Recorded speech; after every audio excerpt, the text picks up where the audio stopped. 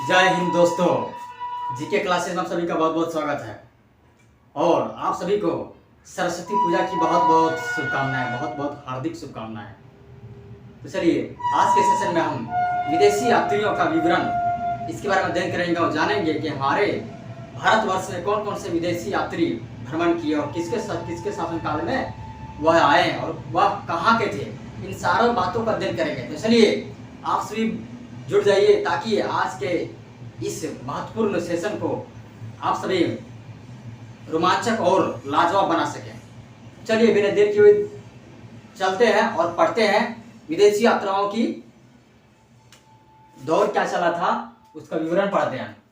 चलिए विदेशी यात्राओं का विवरण अर्थात details of foreigner tourister, foreign के लोग जो है यात्रियों के रूप में, टूरिस्ट के रूप में जो आए है ना, उसके बारे में अध्ययन करेंगे। तो देखिए पहला व्यक्तित्व जो है फॉरेनर वो है, उनका नाम है इब्न बतूता। आपने नाम सुना होगा। यह मोरक्को का यात्री था। कौन सा था? मोरक्को देश का यात्री था जो मोहम्मद बिन तुगलक, हमारे भारत के जो शासक थे एक समय के, मोहम्मद बिन तुगलक के शासन काल में भारत में रहा। इनका नाम क्या है? Ibn Battuta. जब भी आएगा तो इनका संबंध मोहम्मद बिन तुगलक के साथ रहेगा और यह इसके शासनकाल में आया था। ये संबंध रहेगा मेनली मुख्य तरफ से। इसकी रचना रेहाला थी। रेहाला किसकी रचना थी? इब्न बतूता की रचना जो थी रेहाला था, यानी जो इन्होंने किताब लिखी तो उनका नाम रेहाला था।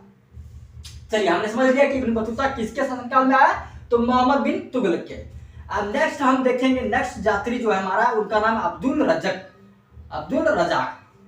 तो यह जो है देवराय सेकेंड के शासन काल में भारत आया था। जो हमारा दक्षिणी भारत के जो शासक थे देवराय सेकेंड के शासन काल में भारत आए थे। इनका नाम क्या था? अब्दुल रजाक।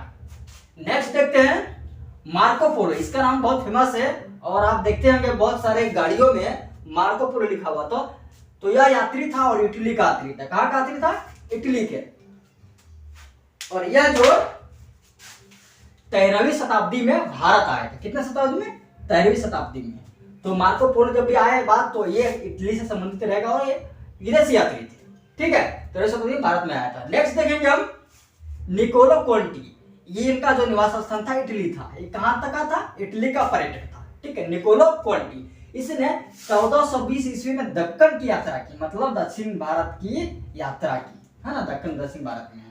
तो निकोलो कोंटी जो किसने कितने ईस्वी में? 1420 ईस्वी में दक्कन की यात्रा की। चलिए हमने देख लिया निकोलो कोंटी इटली का पर्यटक था। नेक्स्ट देखेंगे डोमिंगोज पायज। यह जो डोमिंगोज पायज जो पुर्तगाली यात्री थे, पुर्तगाल के थे। और यह विजयनगर के शासक जो कृष्णदेवराय है। देखिए अधिकांशतः हमें दक्षिण भारत की ओर ले जा रहे हैं। ठीक है, तो डोमिंगोज पायज जो है विजयनगर के शासक कृष्णदेवराय के समय भारत आया था। किनके समय में? कृष्णदेवराय के शासन में भारत आया। कौन आया था? डोमिंगोज पायज। यह पुर्तगाल का यात्री था, पुर्तगाल का निवासी था।